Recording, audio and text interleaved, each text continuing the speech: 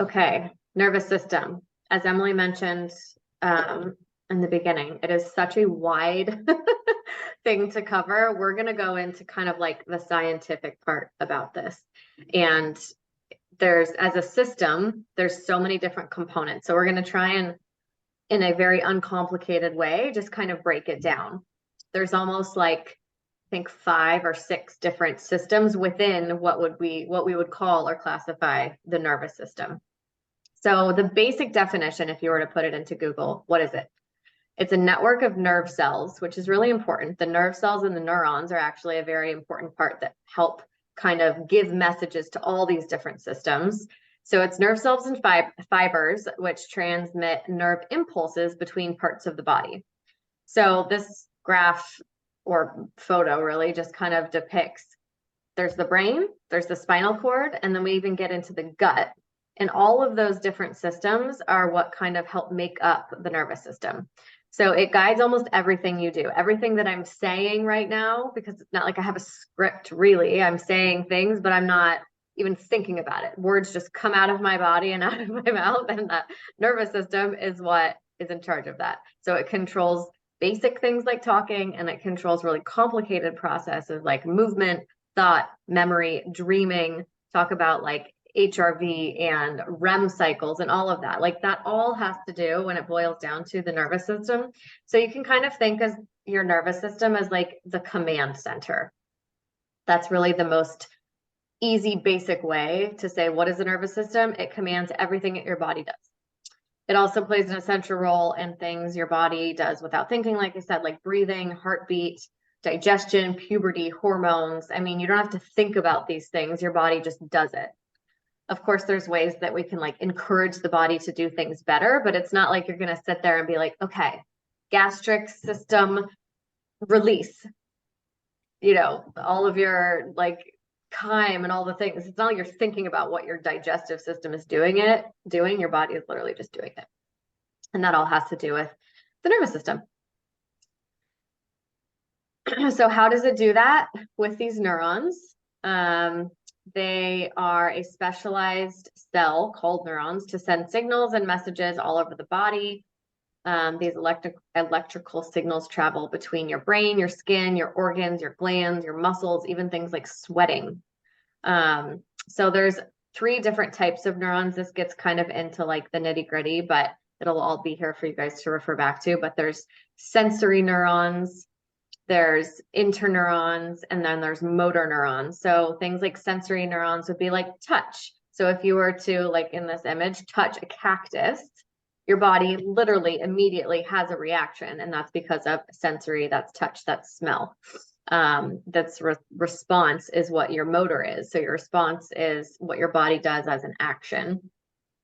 And then it kind of goes into all the different, like there's the nucleus, and these are all things that we don't really need to get into, but all you really need to know is that the neurons control messages and signals in the body, which affect what your nervous system does. So this kind of came up a lot, which is why I wanted to include it. If you are doing kind of a deep dive and research into the nervous system, is the different types of neurons, which is really important because it's basically the input and the output. So there's afferent versus efferent. So the afferent neurons are the ones that carry sensory info from receptors in the skin and other organs to the central nervous system, basically your sensory neurons, versus the afferent or the efferent neurons carry motor info from the brain to the peripheral nervous system. So we're going to break down like what is, peripheral versus autonomic, all of that. But basically it's an in-out kind of action, and that's the biggest difference. So you'll see, I think in a different slide that kind of gives you another example of what these neurons are doing. The 5 main components of your nervous system. So if you Google and you kind of look at this, there's really almost 4. The 5th one is almost like its whole other system, which we'll get into with the gut-brain connection. But essentially you have your central nervous system, which is your brain and your spinal cord. That makes up your CNS.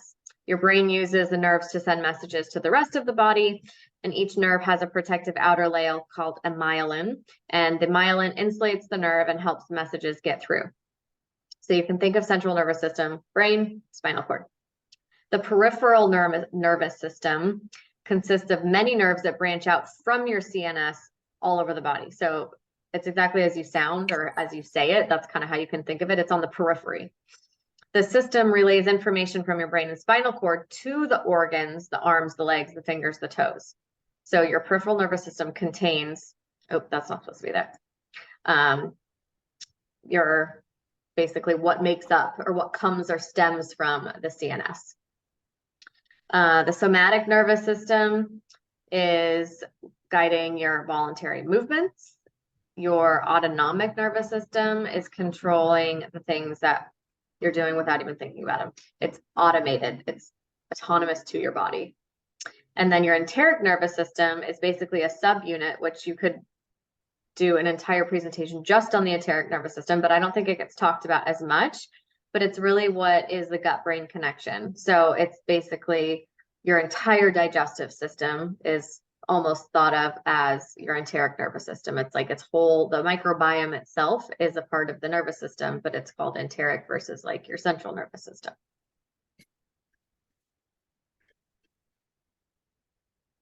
I emailed you the link. Do you want me to? It's only like it's like 2 seconds, but. Safari. Notion has been the centerpiece of my workflow. It's quite literally an extension of my brain. Can you see it? Yeah. The 2-minute neuroscience, where I simplistically explain neuroscience topics in 2 minutes or less.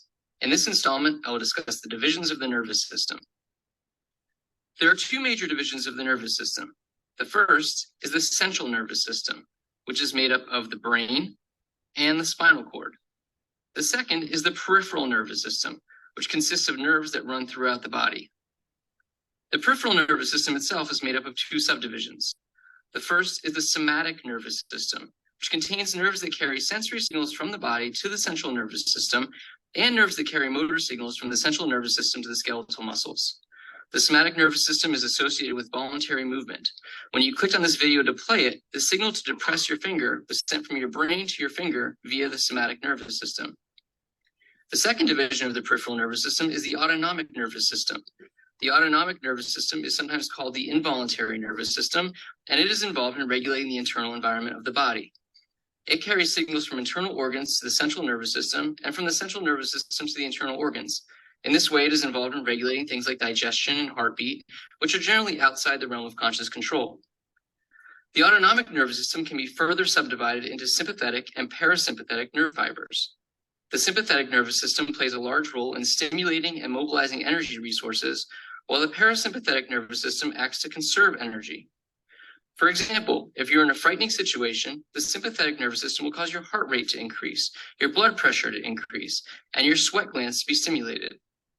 If you're eating a meal, however, and are not frightened, your parasympathetic nervous system will stimulate digestion, increase salivation, and slow your heart rate.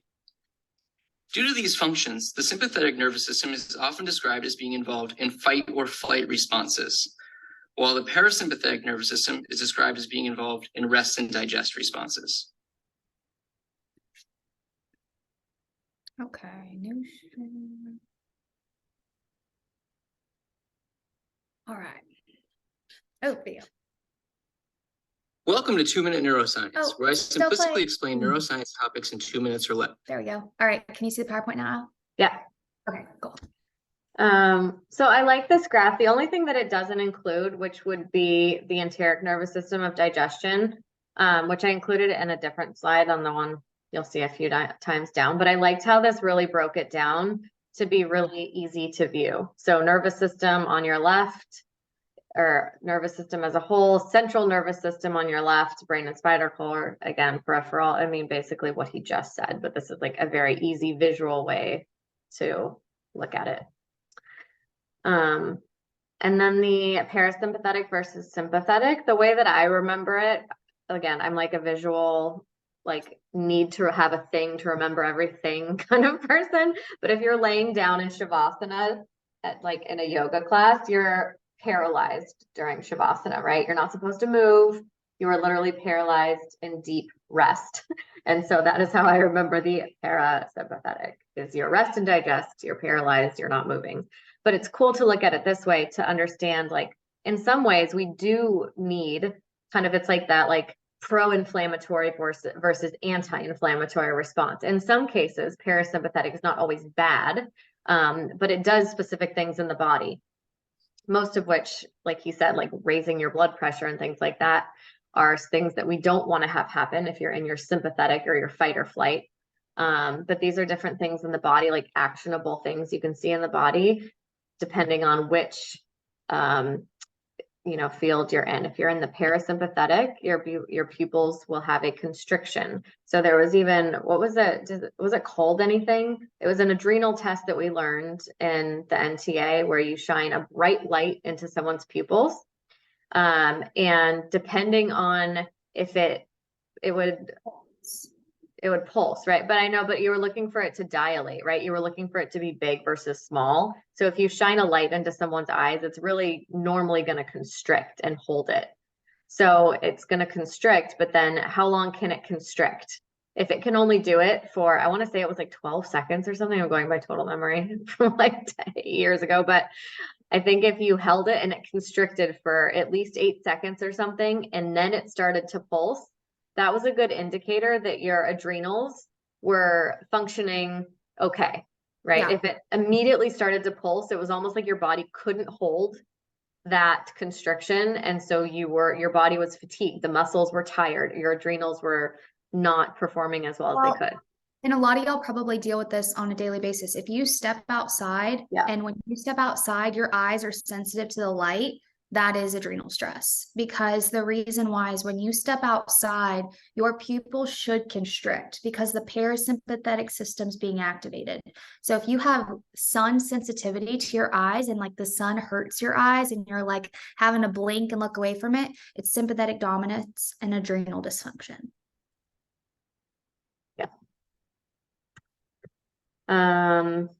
Stimulate saliva. So just focusing on the left-hand side with that parasympathetic, that's what we want to have happen. So your enteric nervous system and the whole GI system really is dependent on your body being in a rest and digest. You cannot produce saliva if your body is in fight or flight mode.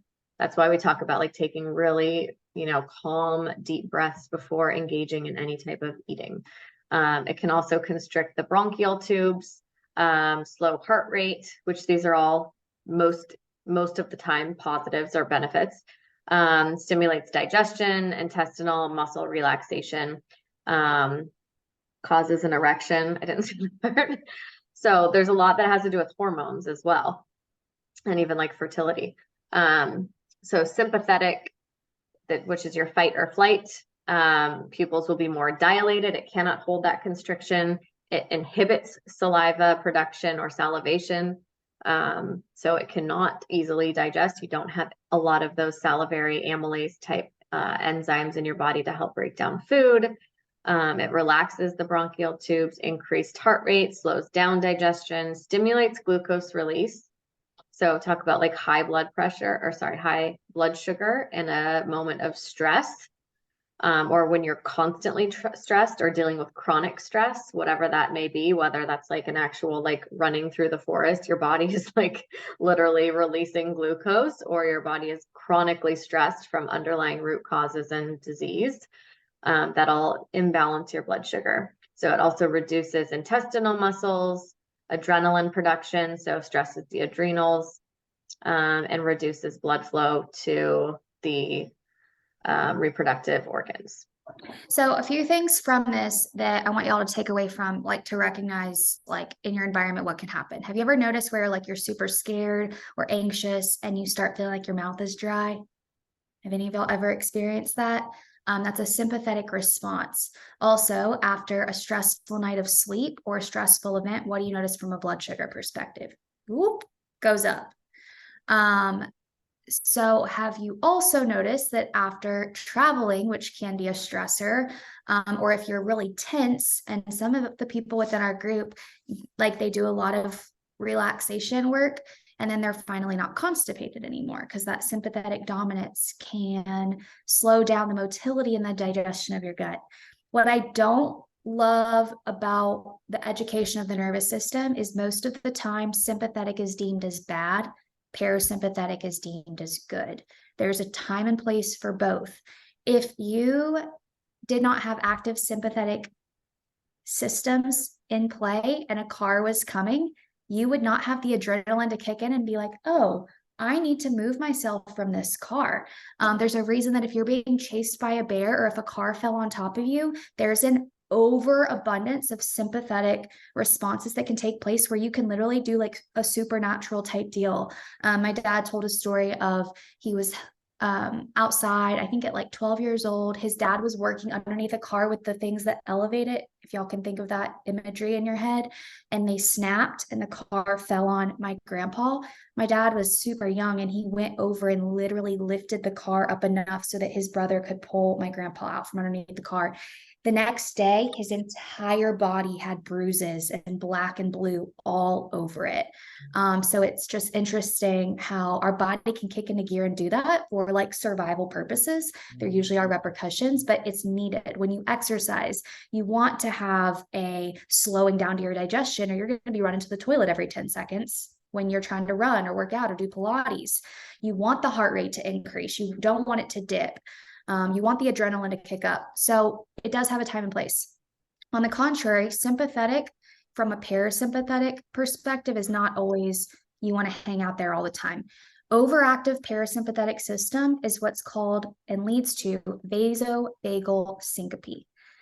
This is where something can rush over you. Sometimes it's after, like for some people, when they see blood, this happens, or when they have trauma to the system. So like for me, this happened when I had a ulcer burst on my ovaries. It sent off a ton of prostaglandins and overactivated the vagus nerve due to overactive parasympathetic activity.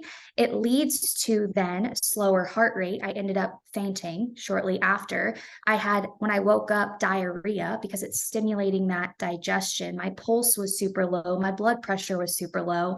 And some people deal with that all the time. Like one of the things that can trigger vasovagal syncope are intense bowel movements. So if someone's really straining and having a bowel movement, they'll get up and see stars and feel dizzy. So you want a delicate balance between these two systems. One isn't necessarily better than the other. It's when you're sitting in one chronically, or when you think of things, and I'll show y'all an image of this later, baseline, kind of like blood sugar. You're going to have ups and downs. That's normal. You don't want to have extreme highs and extreme lows. And these systems are the same way, essentially. And I typed in the chat, but to go to Emily's question, I feel like it's kind of a good one. Like what tells us, like in a one-on-one, that someone might be stuck in fight or flight? Because I feel like we do say that a lot, like we've said that before. I mean, it's going to be different for every person, but like, I mean, one of the things is blood work. Like we're looking at blood work to look at, okay, does all of this paint a picture of being in more of like a stressful fight or flight situation where there's inflammatory stress markers elevated, there's dehydration. We can maybe see an underlying root cause, or is it, you know, blood sugar imbalances? Is it nutrient deficiencies and lack of absorption when it comes to digestion? So it's kind of all of the things when it comes to blood work, kind of like anything else, painting a picture of what is the issue. But also, you know, when you kind of, if you've ever met somebody that you're just trying to have a conversation with them, not saying you guys are any of these people, I'm saying like in general, people who outwardly show that they are kind of a stressed type of person, or maybe they're in a stressful life or having a stressful day. It's like sometimes it's body language, you know, like there's certain people I feel like I've talked to, not in RCF or one-on-one or anything, but just like a random person you're talking to and you're just like, we need to take 3 breaths. Like, it's just like a person that you kind of want to get out of the conversation with, because like they're giving off such like high stress energy where they're looking all different places, or, you know, it's like, it's a lot of different things, but I think it's a combination of like blood work and body language. And even that person sometimes saying like, I just went through a really stressful, traumatic event in my life. Like that would be another example. Someone who doesn't ever sit still and can't focus on something. So I think there's a lot of things. I'll think of kids, it's easier to recognize hyperactivity, Yeah. overactive nervous system. That's a key thing, like the inability to focus, overactive nervous system.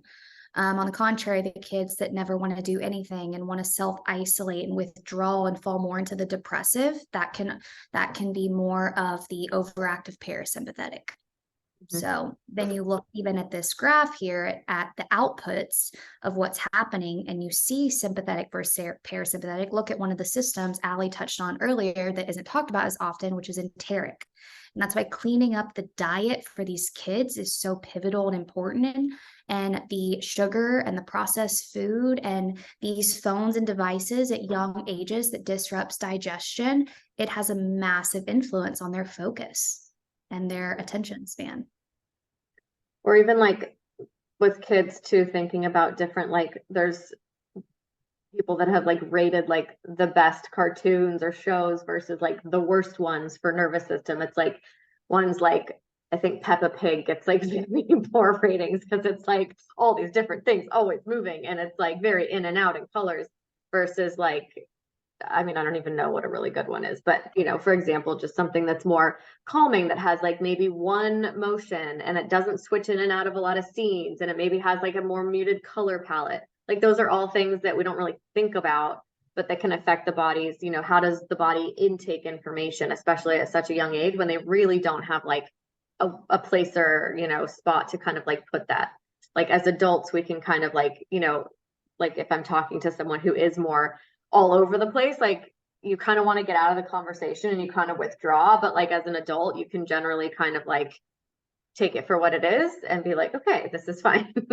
I'm gonna like keep in my own bubble versus, you know, other kids that they can't really like process that information in their nervous system yet because it's not as fully developed.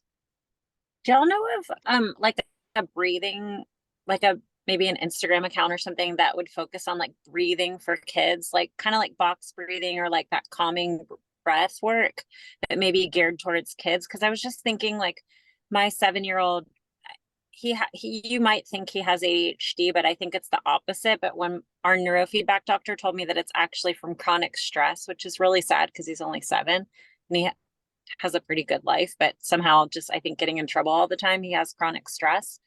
And I was thinking like, I don't even know how to breathe properly really well, and I'm 43. So it would be really cool to like teach kids that from when they're young, like calming, you know, mechanisms. If I'm being honest, if I was 7 years old, there's no way I'm sitting doing breath work. Like there are so many other things that are going to lower stress for kids. Go to a park, have them play football with friends, have more play in their life, coloring books, like that's going to be far more instrumental for them in lowering stress hormones and staying off devices and TV and eating good food than sitting down doing breath work. Yeah. I mean, something that I use with my oldest is I do say the word, I mean, this is kind of like specific, but I mean, I do say like calm body, which is something that I was kind of taught within his therapies that we do, but just even recognizing like, what does it feel to have a calm body, even just walking him through like, okay, like if you will, you know, want to do an exercise and it's fun, like relax your shoulders, like can you feel your feet, can you close your eyes, like it could literally be for like 15 seconds even. And just I think using essential oils for kids in terms of nervous system stuff is really, really great.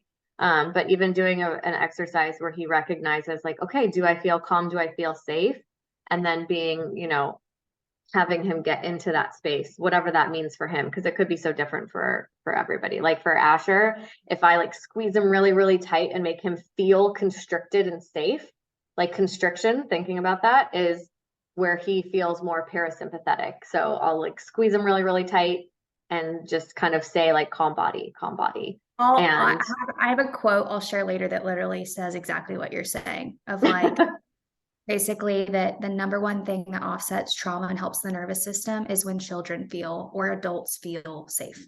Like yeah. that is the, like they said, like hugging and feeling safe is the number one thing. Yeah, even just doing like I'll see some of his therapists sometimes like when he is like getting frustrated, they'll kind of even just like squeeze like parts of his body. You know, they're not fully hugging him, but it's kind of like, you know, just squeezing and that constricting and kind of just that like physical touch of feeling, yes, touch, love, safe. So I think that's something that can help. Yeah. Emily, go back to that slide just really quick. The in and out, yeah, so this is where I was saying that there was another slide that kind of talked about that afferent versus efferent. Afferent being input, efferent being output. But that kind of speaks for itself in terms of what you went over, but I just want to comment on that. Okay, and then we hear a lot about the gut-brain connection, but like, what is it and what are people actually talking about? I mean, they're pretty much referring to the enteric nervous system in the way that it connects to the spinal cord and the brain nervous system, right? So being that the enteric nervous system is to manage every aspect of digestion from the esophagus to the stomach to the small intestine and the colon, but what helps us to digest is rest, which is the parasympathetic nervous system. So all to say that every single of these systems, these nervous systems, they all rely on each other to work in harmony. You can't really have one without the other.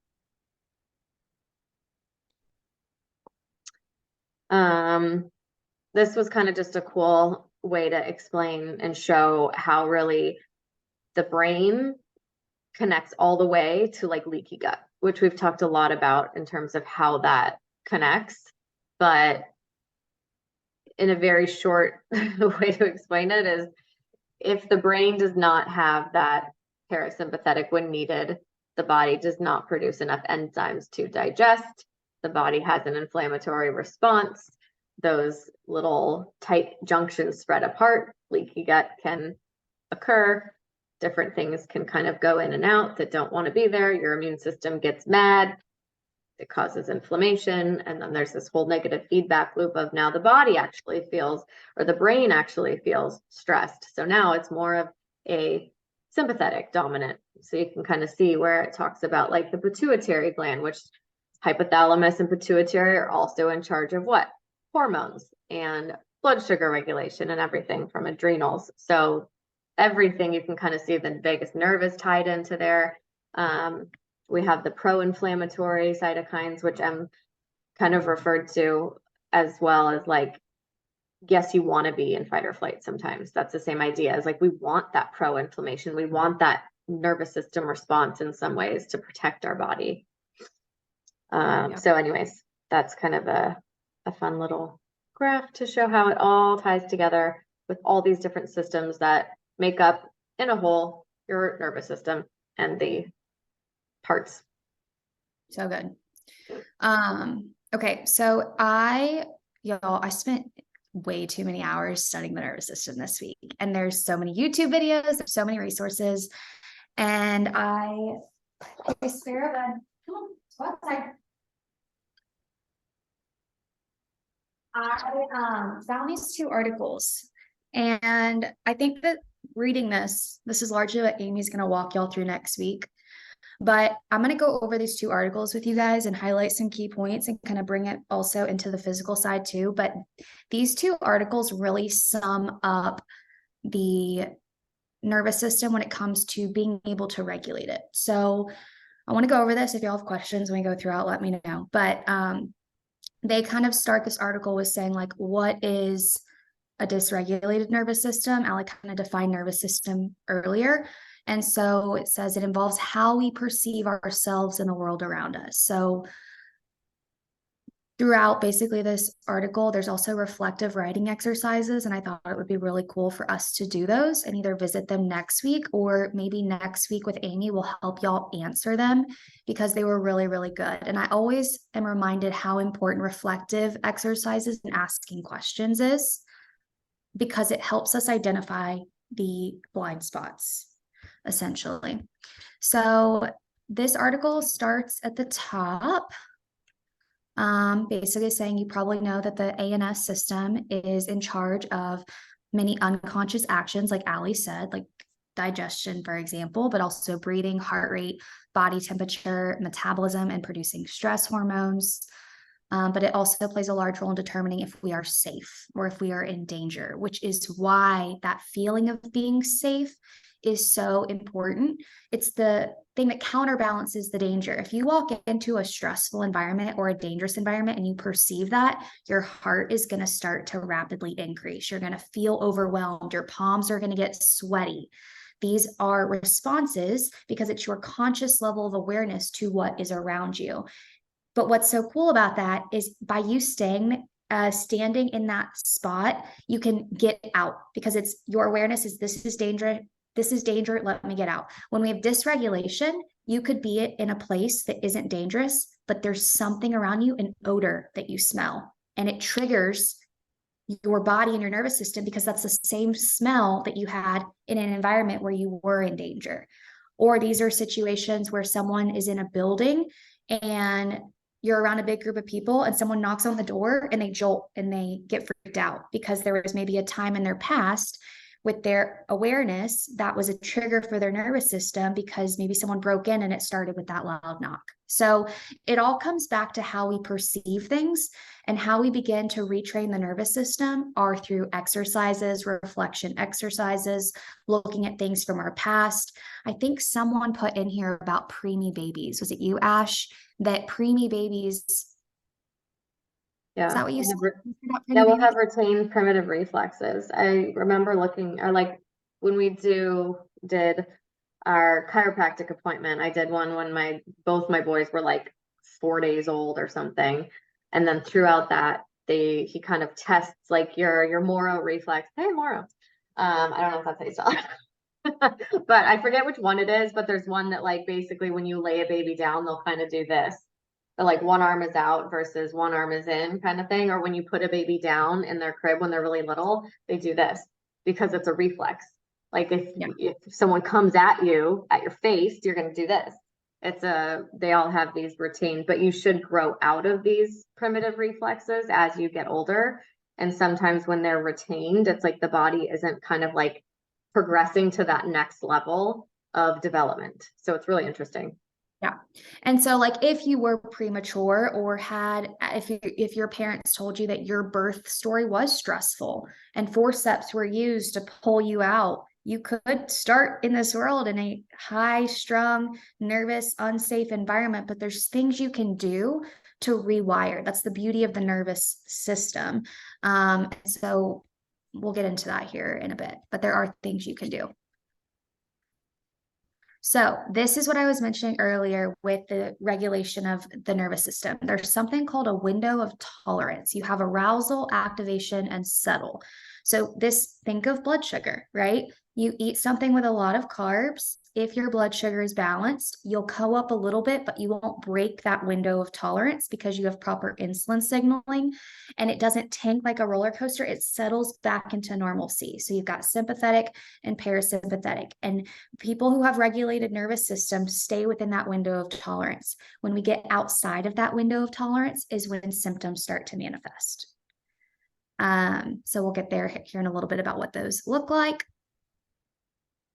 Hyperarousal are people who are stuck on the on versus the hypoarousal, which is stuck on off. So traumatic event happens. Remember, that does not have to seem like a traumatic event. It can be a trigger. It can be something that is so little, but a part of a bigger picture. It was the thing that broke the camel's back.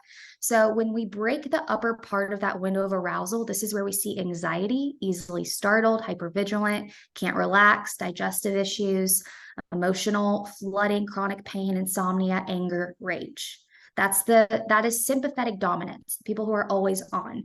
Hypoarousal are people who are stuck in the off position, or chronic parasympathetic states. So this is like detachment, emotional deadness, exhaustion, disassociation, chronic fatigue. In later stages of a dysregulated nervous system, people will experience both. They will be constantly stuck in the upper, above, on window of hyperarousal tolerance, and constantly below in the hypoarousal off position.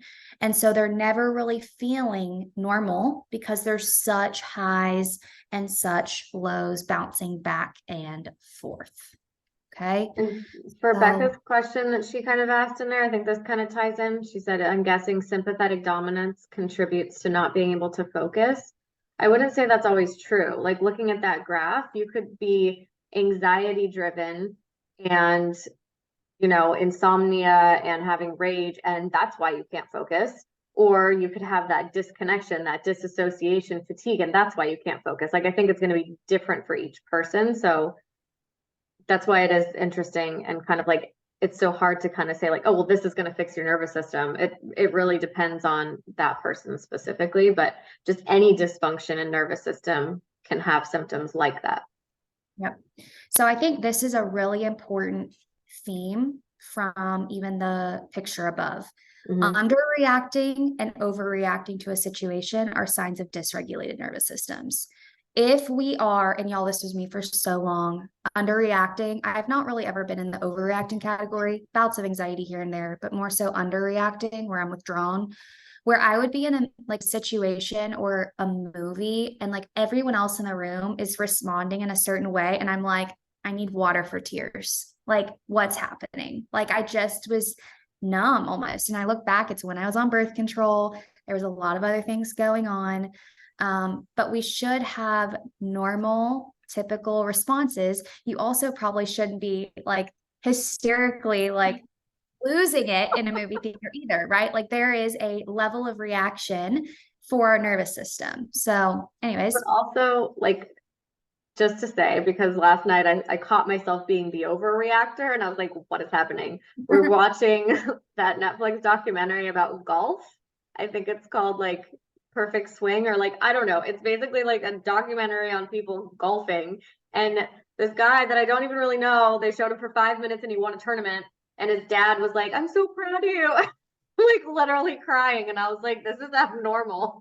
that's But my dad. That's my dad. yeah, but it's because too, think about how much hormones have to do with your nervous system and vice versa. So like I'm on a upper regulated hormonal roller coaster, probably being like postpartum, or my hormones and prolactin being high is affecting the way that my nervous system is reacting to probably certain events. So it's not, I think there's different things Yeah. that kind of impact it, but it was interesting because I was like, this is really bad. For sure. For sure. So I found this really interesting, and this is not the first time I have heard this about your caregiving and your environment as a kid. So this says dysregulation in our nervous system, especially for folks with the most severe dysregulation, often stems back to not having a consistent, safe enough, emotionally attuned caregiver as a child. This is because exposure to severe or continuous trauma shapes their development, since oftentimes children can't fight or escape. And like this said, abusive situation, it may not be that. It could be a parent who is an alcoholic or is addicted to pain medication, or not present in their day-to-day life, right? Like really consumed with everything else. I've had some awesome conversations with my dad lately, and he's actually working on a lot of this stuff with the dysregulated nervous system. And he called me the other night and he's like, it's funny that I'm calling you and you're supposed to be the kid. I'm supposed to be the parent and you're the kid, and I'm the one calling you for help and guidance. But he was not present for most of my childhood. And I forgave him a long time ago, but he's still so just, he beats himself up about it. And he's right now living in that sympathetic dominant, like a race car type person, where he just bursts out in tears and little things. And he found schoolwork when they came and installed my sauna. I had Tyler take his schoolwork. He was in second grade, and the schoolwork was from Christmas time, and it said, what's your favorite thing about Christmas time? And he wrote that my dad is home. And my dad saw that and like lost it, like completely lost it.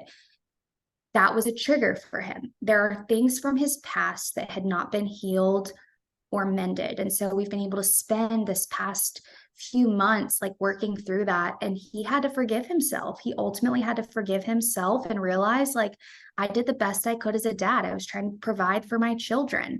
I never grew up in an emotionally or physically abusive environment, but it was one without a dad. And when you think of the family dynamic, who is the cover? Who is the strong one? It's the dad figure, right? Anyways, he's been able to take that and use it as part of even his story and testimony to help other new dads, saying like, hey, I know work's important. It ends when you step in the door with your kids. Those kids need to be your whole attention, your whole world. So anyways, I only share that to say that there are times where to anyone else, that might seem like an irrelevant trigger, but it's still a trigger for people with dysregulated nervous systems. And so my dad, we're still working on it. and it can manifest in several ways. So it's not always the anxiety and the depression. It can also be insomnia. Dysregulated nervous systems can look like insomnia, the inability to fall asleep, stay asleep, not feeling refreshed when you wake up, poor attention, poor memory is another. That feeling of constant overwhelm of just, I feel like I can't get a handle on situations, relationships. I've got a lot of difficulty in my relationships, whether it's friends, family, romantic wise. And we have to also remember we can't blame ourselves for this because there are root causes that can lead to dysfunctional nervous system. We know that mold plays a role. We know that Lyme plays a role. We know that heavy metals plays a role. Those are some of the top ones that interfere with signaling within our brain and our hormone levels that leads to a dysregulated nervous system. And we have these as repercussions. And I don't think that our culture has done a great job of saying, hey, you are not that depression. You are not that anxiety. There's nothing wrong with you. There's something driving a dysregulated nervous system, whether it's a past memory, unforgiveness, trauma that we just have to explore and look through. Others could be poor life choices. So this is like addictions. This can be food. Food addictions can be a response and result of a dysregulated nervous system. I'll get more to that in a little bit, but it's because it's a coping mechanism. If nothing else in our life can be controlled, our body will find a way to cope with something. So that can look like binging and restricting food, exercising, or over or under. I put that in the post that I put up a little bit that I'll get to here in a little bit. But anything that is, I can't control anything else, so I'm going to control this. But that's often why people get addicted to pain medications, alcohol, food and exercise addictions. That list could kind of go on and on. And then short-sighted, unhealthy, or self-destructive behaviors as well. So the cruel irony is that behaviors associated with the dysregulated nervous system often push away people, romantic relationships, potential friends.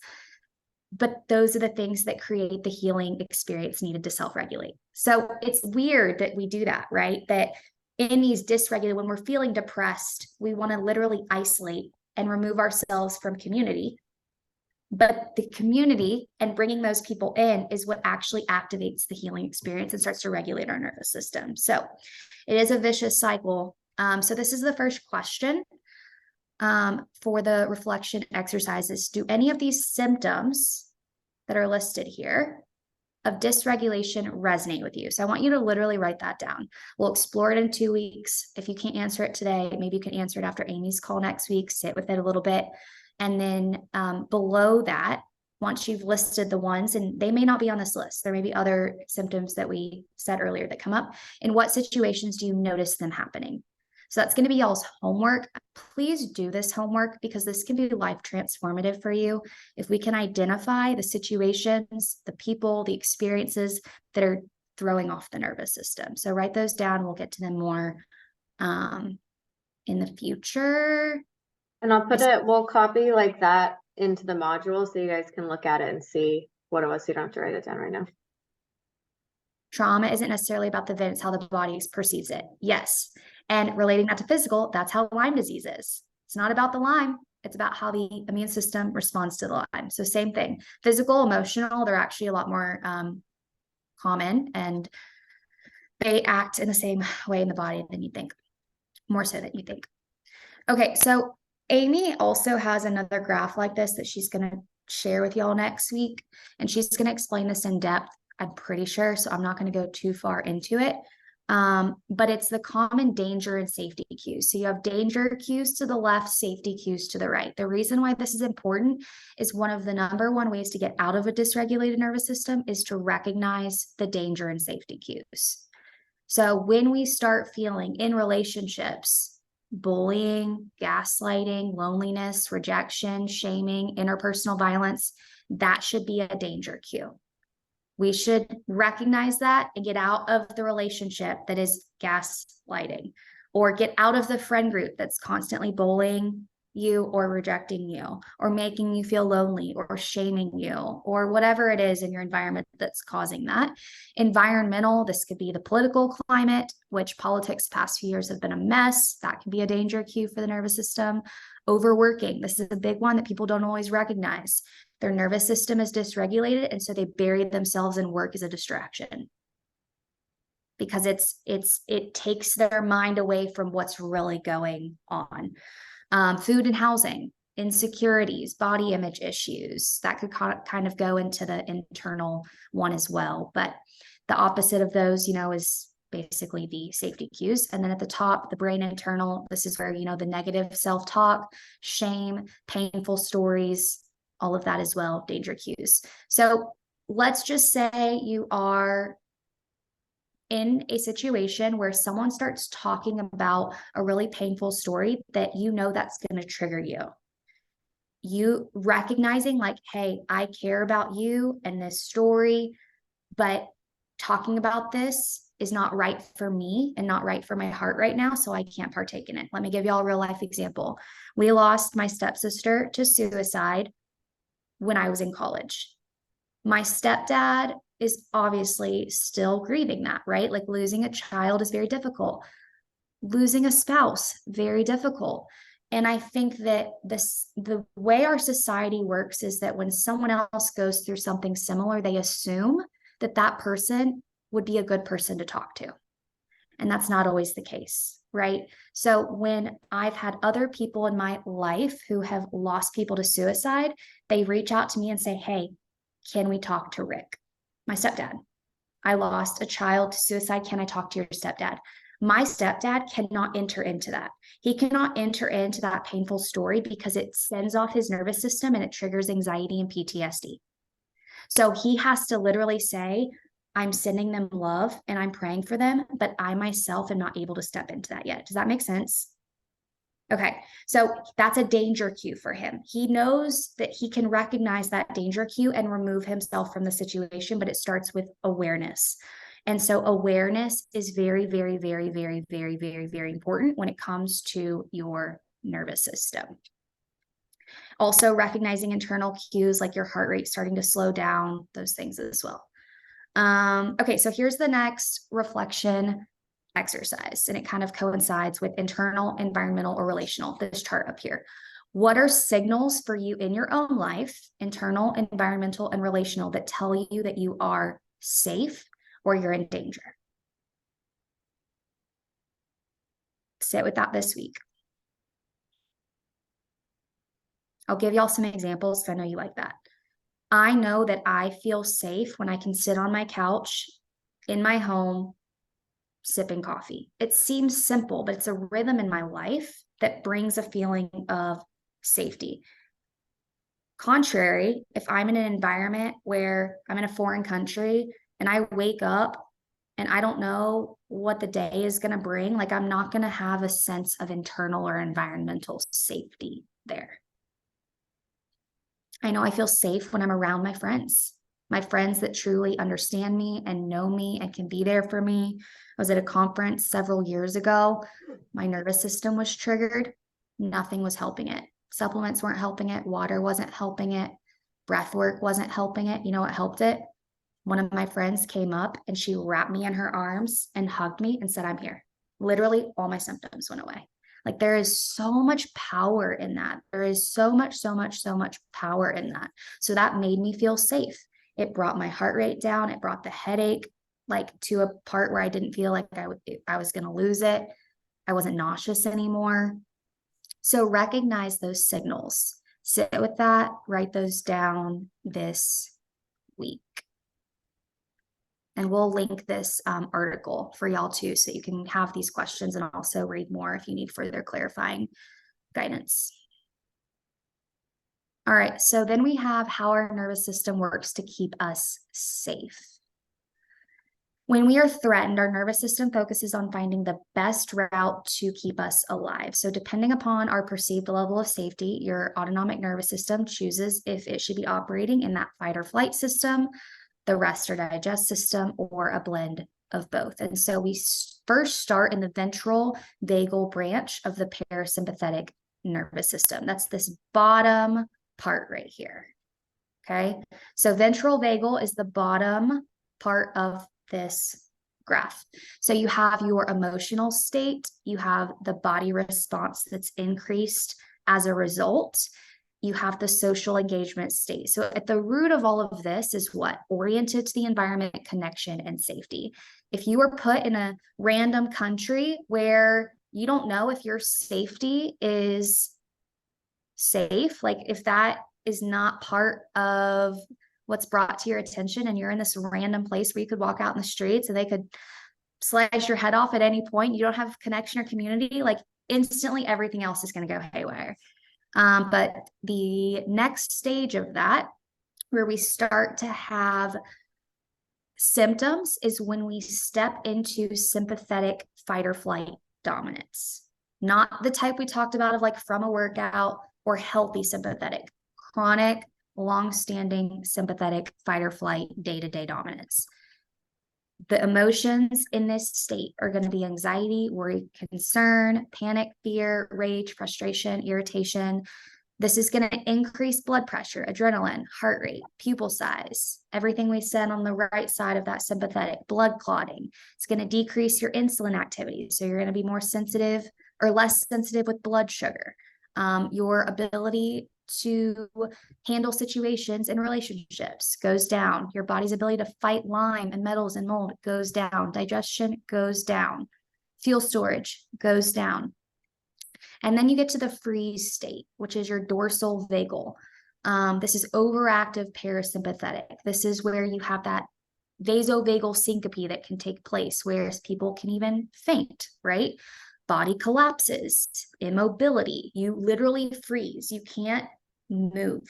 Like you're immobile in that moment. And this is where people can end up with disassociation, prepared for death, depression, helplessness. You're conversing energy, shame, feeling trapped, shut down, numbness.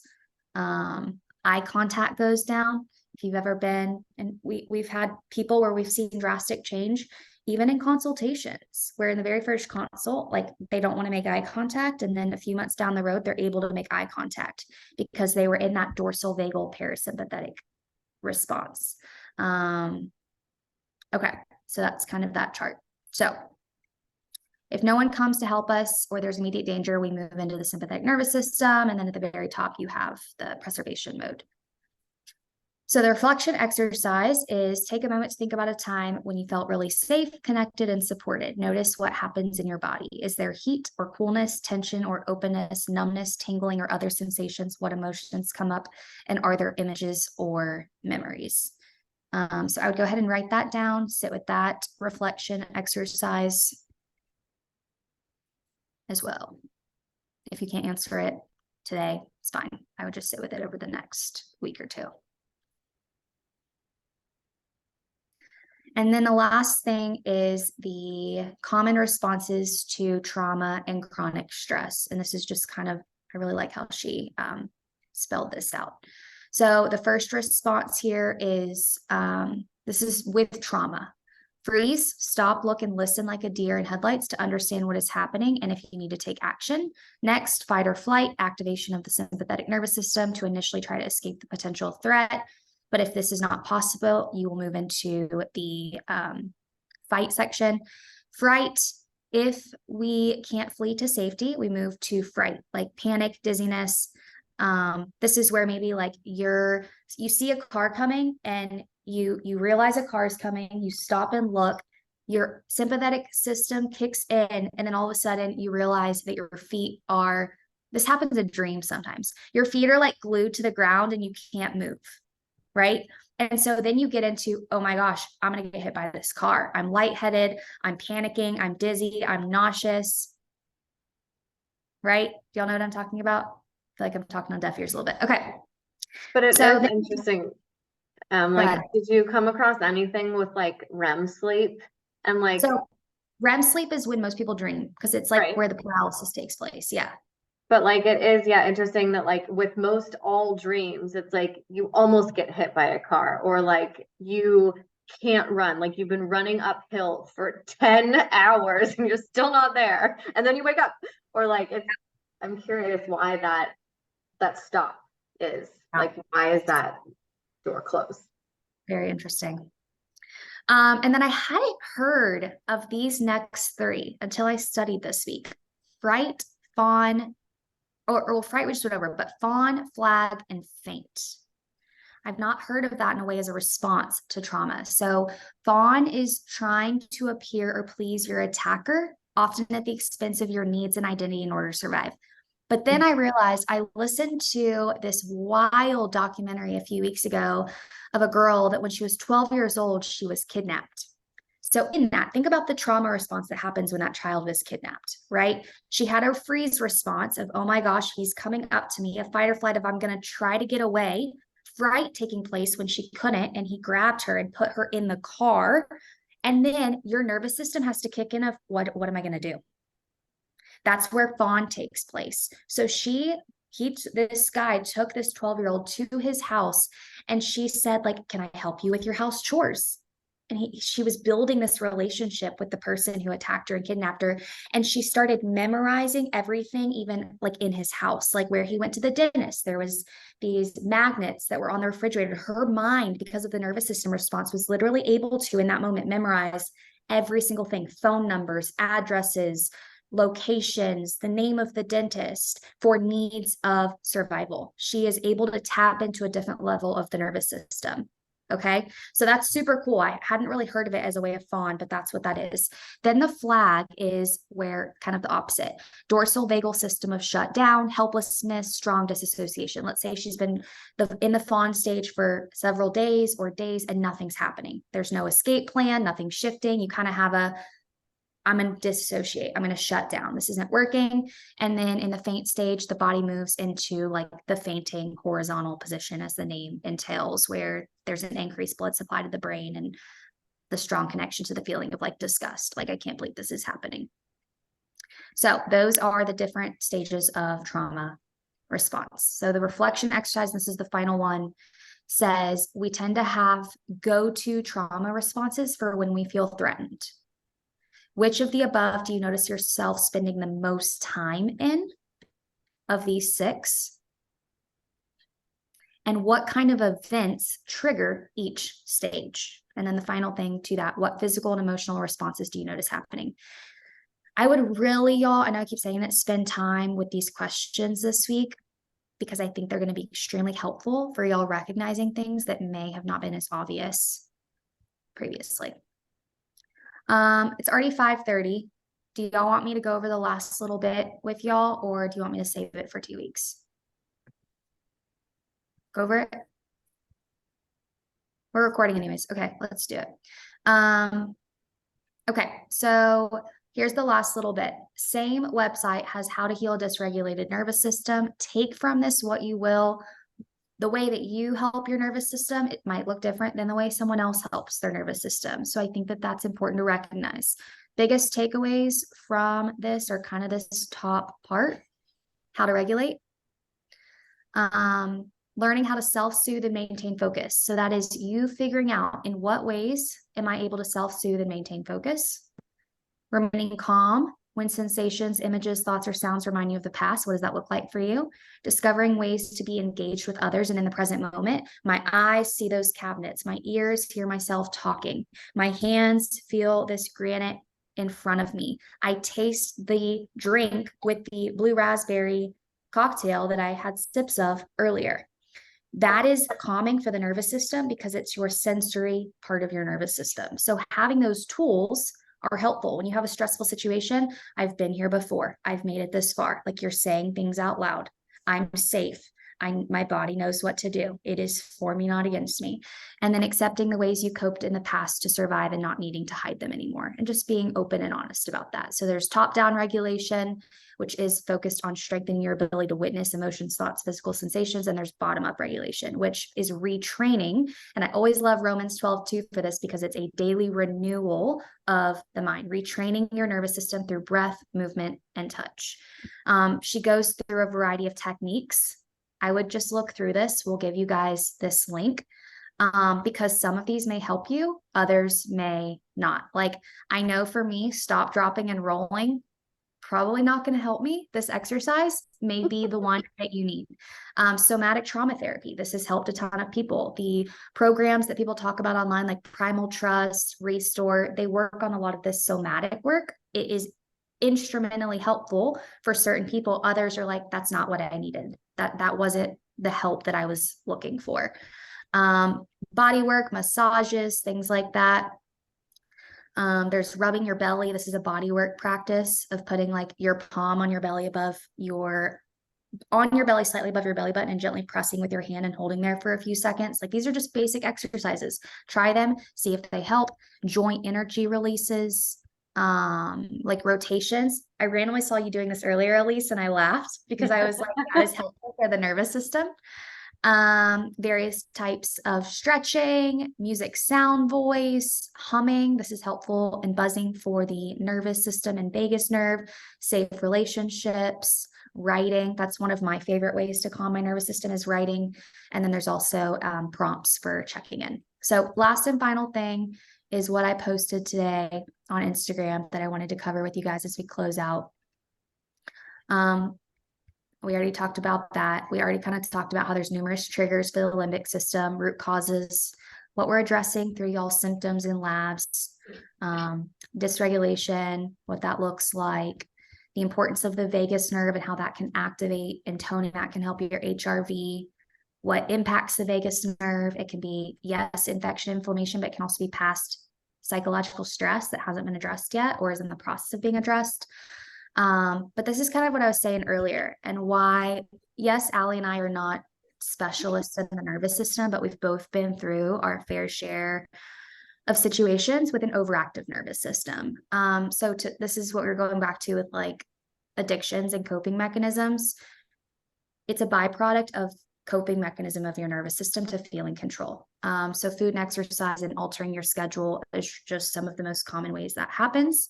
But that can turn into like someone who always accuses others or takes on the victim role. But it can also look like perfectionism and over exercising, burying yourself in work and overworking, avoiding social events, or on the contrary, going to tons to ignore that there's dysfunction going in at the home, eating disorders, restricting food, binging, restricting cycles, isolation. So for me, this happened to me in college. I was in college. It was like the perfect storm, had to maintain a scholarship. My school was very expensive and it was dependent upon me playing really good soccer. So that was obviously like a huge pressure, got my heart broken, lost my stepsister to suicide, was 14 hours away from my home and my family, put on birth control my freshman year to regulate my hormones, lived in a terribly moldy dorm room and then apartment complex the next 3 years, all while dealing with underlying Bartonella that I didn't know was Bartonella. I had 6 stress fractures in my shin, 4 in my pelvis, and 2 on part of my back.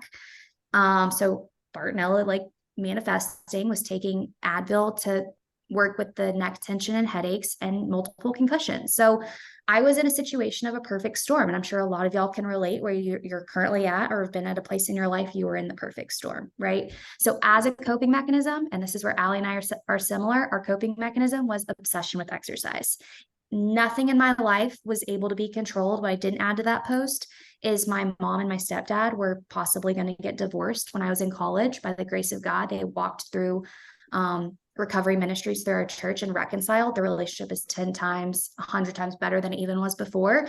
But I didn't want to lose my stepdad. Those of y'all that know me know that he is one of the most important people to me in my entire life. And I'm off at college thinking I might lose one of the most important people in my life. So I was like, I've got to control something. And I became obsessed with controlling my exercise schedule. And I got down to, I think, like 12% body fat. And I couldn't see that all of this was going on. I was just like living in the gym, having like such a routine in my workouts. And that was my nervous system screaming, and I couldn't even see it. And so there's things that y'all may be doing. Emily, when you asked her, like, what is it? Allie and I could sometimes see things that are y'all's blind spots in the same way that I had people come alongside me, praise the Lord, who are like, hey, I'm worried about you. There's things I'm seeing in your environment and life that are not okay, and I don't think you're recognizing it. Can I help you? Can I offer some input and advice? So that internal alarm ultimately led me into 3 months of intense prayer ministry. People always ask me, what's your favorite thing for the nervous system? For me, walking alongside a mentor daily through, and we had weekly meetings through prayer ministry, is what ultimately changed my life. My entire nervous system calmed down and everything else stabilized. Is that to say that that will be the result for y'all? No, it could be a combination of multiple things. And that can look different for each and every person. So that part of that is, I was addressing Bartonella. My nervous system was still overwhelmed, even though Bartonella was gone though. So I had to dig deeper. Underlying sources of inflammation, the underlying psychological or physical stress that could stem all the way back to childhood. Like, often those are things that have to be addressed. Proprioception and movement is huge. Just the ability of you walking, doing push-ups, your palms feeling weights and lifting them up and down, that's helpful for the nervous system. If your home is really messy, and I'm not saying it has to be perfectly clean, but if you walk in and there's stuff all over the counter, you go into your room, the bed's not made, there is socks laying everywhere, there's hangers falling off, that will actually cause more stress to the nervous system. Now, there's an opposite of this. Have you seen where people are perfectly color coded and there's not one thing out of line and everything has to be perfect? And the second something gets placed on the countertop, or if my mom came over and saw that my soap thing was like this on the counter instead of perfectly aligned, it's going to bug her and she's going to fix it, because my mom is that way and it's a dysregulated nervous system. So there's extremes to both case. But spend time, like, spend an extra 5 minutes to put things away throughout the day, because a cluttered environment will clutter your mind and cause more nervous system stress. Balancing blood sugar, this is huge. Optimizing nutrient levels, vagus nerve work, humming, gargling, laughing, deep sighs. So that's actually really helpful. When you're really stressed, you naturally do that. Why? Helps your nervous system. Community is huge. Laughter, laughing every day, massages, aromatherapy, deep breathing, adding more play, sunshine, hugs, walks on the beach, seeing the ocean, hearing the waves, hiking, nature, foam rolling your spine. The spine and chiropractic care is so important for the nervous system. Laying down on your back like this and placing your legs up on the wall, that can help bring more blood flow to the heart and help your nervous system. Breaks from social media, that's huge. Cold exposure, breath work. And then last but not least is awareness. And then just on the importance of life-giving community and hugs. So that is the nervous system. Lots of info, right? There's even more online, but we're just trying to provide y'all with what are the high points, because it's lots. And there's a lot of misinformation out there for sure. And the cool thing is, like, everybody's going to take this information and apply it to your own life in such a different way. Like, you might have realizations. You might have, like, I just had a realization that, like, I used to have panic attacks in college, and I haven't thought about that in a really long time, because it's been so long since I've had one. Literally, it's probably since college. But I remember having them mostly in places where I felt trapped. Like, I would have them on airplanes, so I was scared to go, like, anywhere. I was getting my hair done once and I had the foils in my hair, and just the pure nature of being like, you're not supposed to get up, triggered a full-blown panic attack. But that was also when I was at the height of doing everything that Emily described that she was doing, was working out, for a very long time, all day, every day, restricting calories, not eating, doing all of the things to, like, on a physical level, deplete all the nutrients that my body needed. So my nervous system was, like, literally, like, screaming. And when I started to fix all those things, I haven't, or had, didn't have any panic attacks after that. But the one thing that, like, I latched on to something that I knew helped me, because I'm a visual person, but like Em said, like, walking through and saying what I was doing also helped me recover from having panic attacks. I would be like, I'm touching my knees, I'm sitting down, this person is next to me, I am on a flight and I'm going on vacation, like, just literally, like, word vomiting in my head of sensory. Like, that's what helped me kind of, like, calm my system down. But everybody's going to go through this and kind of apply different things, which is cool, because it's such a vast, there's, so many different systems to even focus on. So start with those prompts, and it'll kind of cue you to, like, probably a few different places where you're like, whoa. Yeah. Knowing your safeties, knowing your dangers. I think that's probably my favorite, especially when it comes to the health space. If seeing things from other people having successes in an area you're struggling is triggering for you, remove it. Yeah. But then on the opposite, Allie and I talked about this. There's also not a great response where not everything in our environment should trigger our nervous system. Right. That is a dysregulated nervous system. So if someone is posting on a post or coming at you, if you're sharing something and that's fear mongering and it's simply education and facts, it says more about them. They have a dysregulated nervous system. If that's the case, they shouldn't be on Instagram until that part of their nervous system is healed, right? So like the siete thing we talked about last week, if Yeah. you seeing that now triggers anxiety in you of, oh my gosh, I can't eat siete, what else in my home?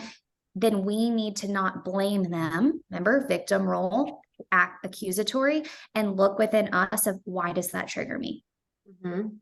I did That that. is so important to do. Yeah. I sent Emily a screenshot of something that I thought about it, but I was like, you know what? I'm not going to feed into the negativity, but someone sent me a very nasty message and it triggered me. And I did respond to her and I just said, look, your opinion is your opinion. But I realized why it triggered me the more I sat with it. And it was because it was over something that was really traumatic that I don't think I'll ever really get over. And like, not to be like so luminous about it, but it was about like me suggesting a different form or a way to make baby formula. And this person said, coming from someone who exclusively breastfeeds, it falls on deaf ears. You shouldn't be so naive as to suggest something like that. And it triggered me because she was like basically saying that I haven't gone through a struggle with breastfeeding, which I 100% have, like I wasn't able to breastfeed my first child. Like that was something that I don't know that I'll ever get over. We have a different relationship, I feel, because of it, for better or worse. Anyways, it's a whole other thing, but I was like, that's on me, that I responded to her message and was more hurt by it than I should have been because I'm emotional about it. So it's always like a reflection against something else too, to kind of dig deeper, which is a nervous system reaction. Yep.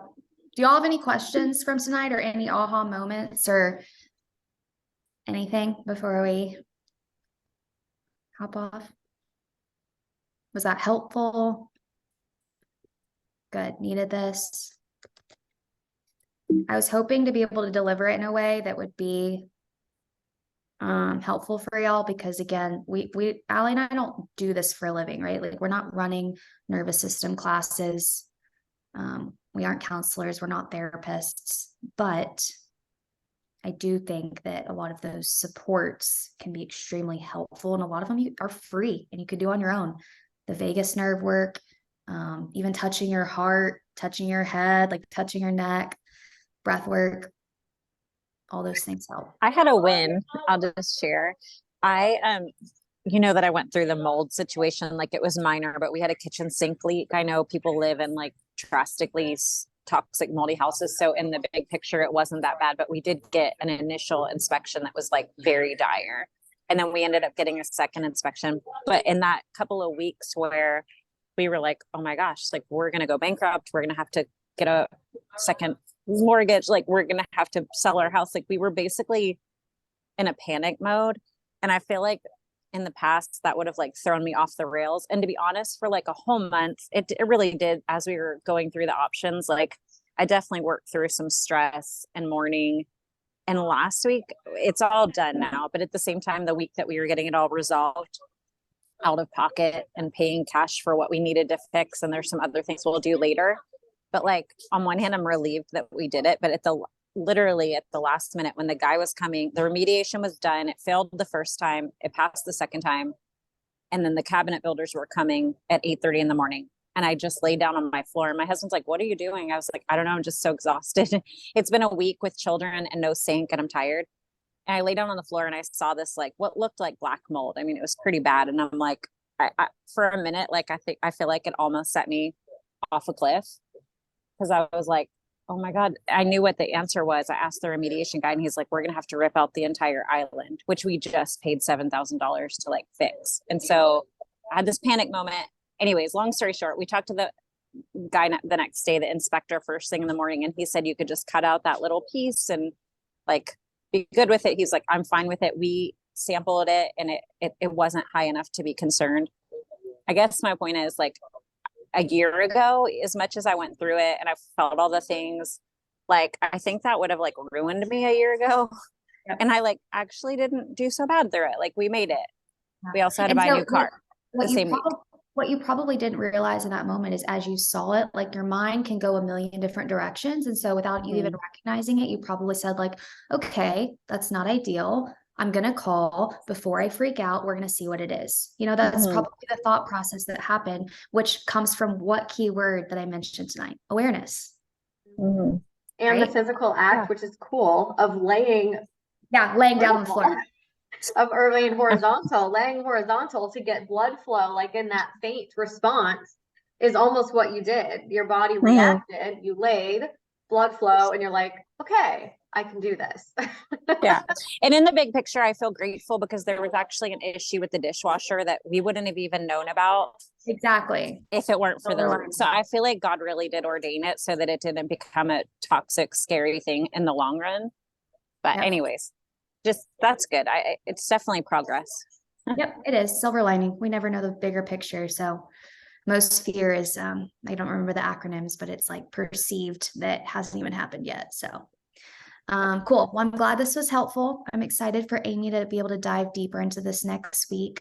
Please do those questions. Please, please, please, please, please. Even if you don't want to share them publicly, I think it'll be helpful for you guys. Yeah, this isn't for us. This is for you guys. So no need to share anything that does not feel comfortable. And if it does feel comfortable and you want to, great. Yep. It's whatever your safe space is. All right. Well, we'll upload all of that material. Y'all have an incredible Monday night. I'll see you next week.